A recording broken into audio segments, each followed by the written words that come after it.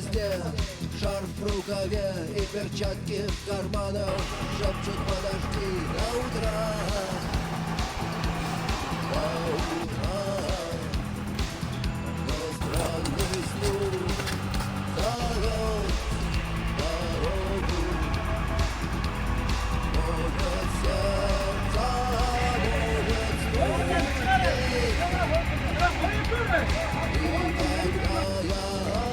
Cingaset pa я скажу одно лишь слово.